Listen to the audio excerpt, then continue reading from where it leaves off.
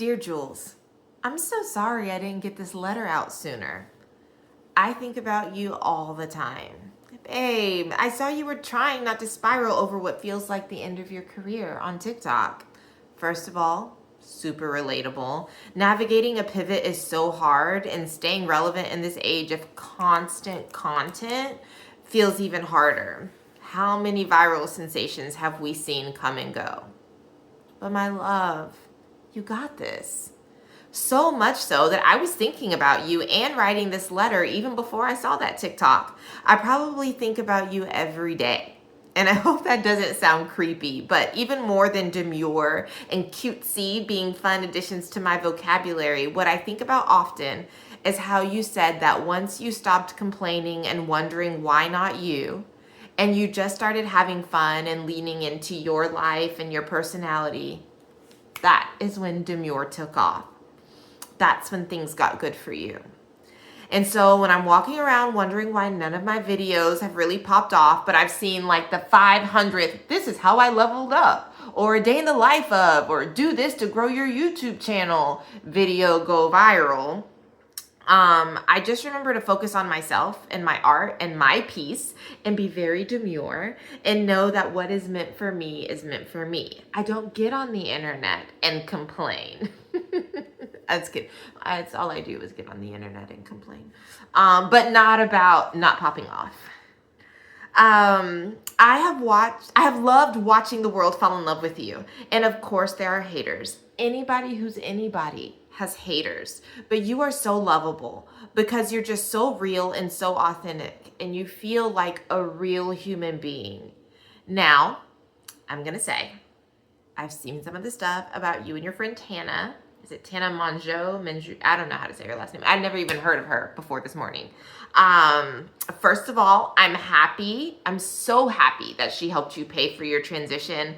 Love that. Seems like she's been a good friend to you.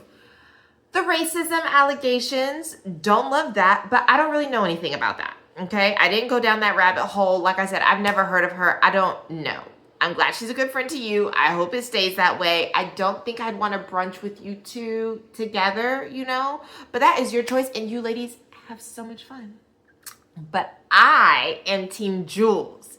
I am following, I am watching, I am rooting for you and the person that you've shown yourself to be. Your story is so relatable and endearing. And demure is iconic. I still say it. I don't care. It just applies to everything. You created a whole movement, and you were so lovable that the nation rallied together to help you get your trademark.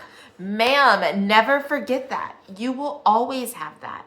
And I'm excited to see what comes from you next, how you'll pivot and expand. I don't know how you feel about Dylan, if you know Dylan and like the journey, her days of girlhood, but she's branched out in a lot of ways over the last few years. She may also benefit from some privileges that we don't necessarily have, you know, the privilege of benefiting from. But I don't know. Watching her spread her wings and get into all sorts of things has been pretty cool. And I just wonder if there are any notes that you could take from that. Either way, you are an icon. A good spiral is necessary periodically. And I, not to brag, could probably place in the spiral event at the Trauma Olympics. So I would never judge you.